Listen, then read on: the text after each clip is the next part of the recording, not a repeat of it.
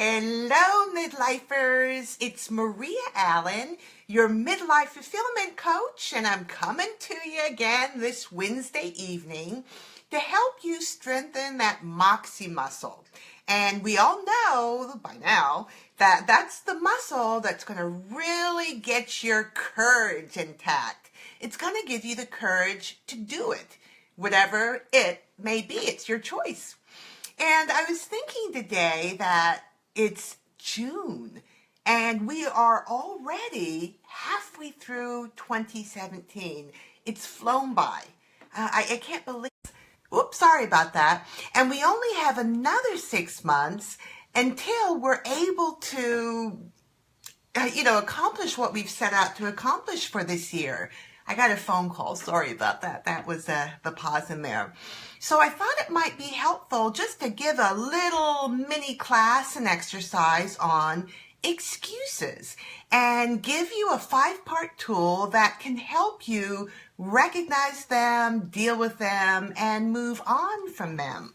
So number 1 in No More Excuses is write down the things that you have told yourself that you've wanted to accomplish so far this year or for 2017.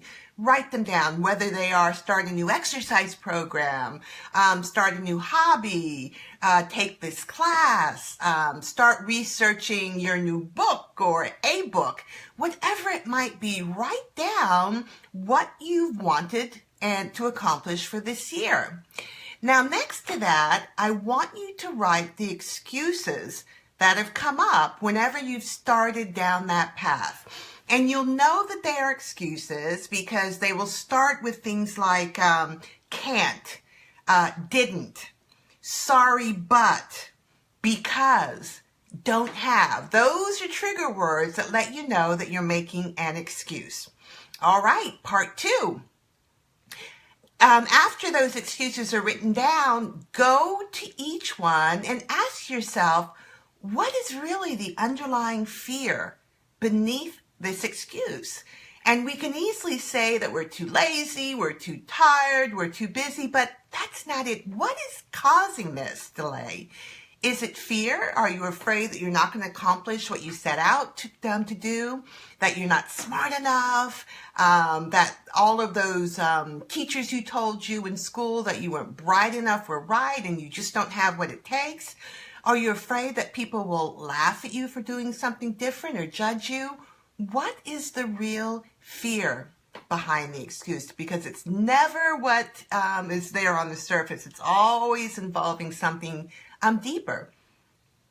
Number 3, what's the cost of this excuse? Is it delaying your dreams? Is it delaying you receiving the purpose that you so desperately crave?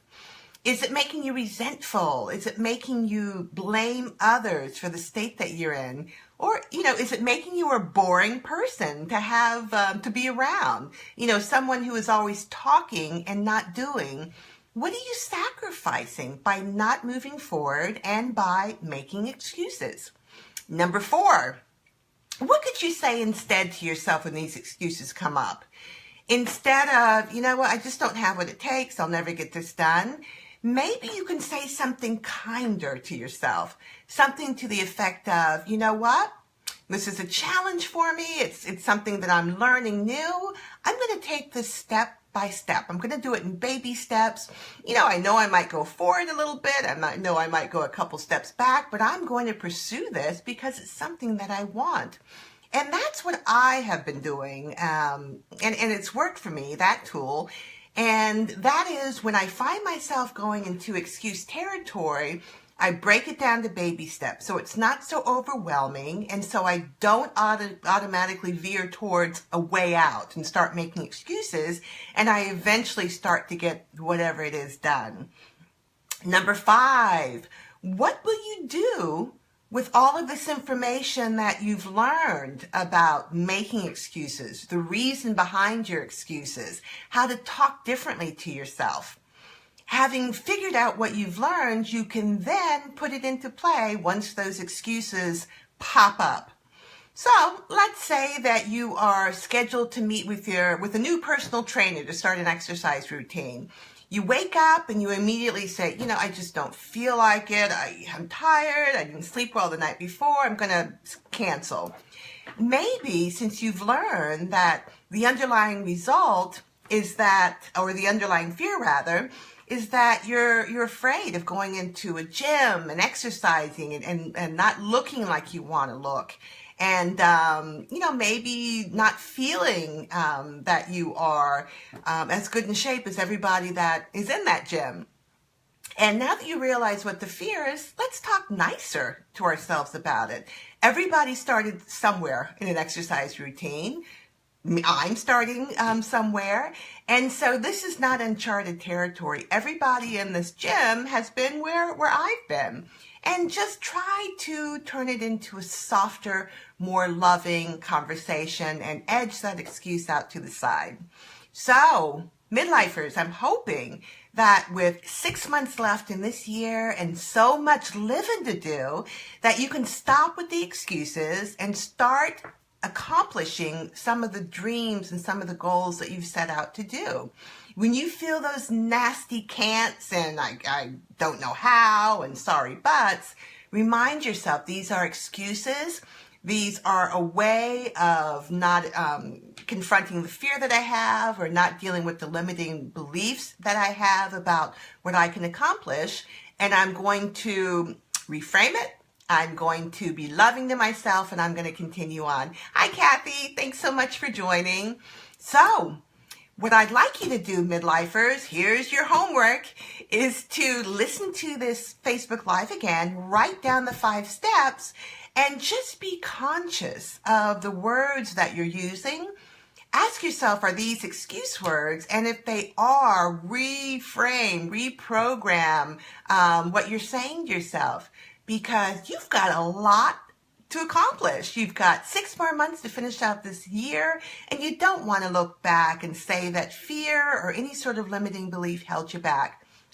You're better than that. Midlifers, this is the time where it's all about you, where you're the priority, and where you need to believe that you can accomplish anything your heart desires.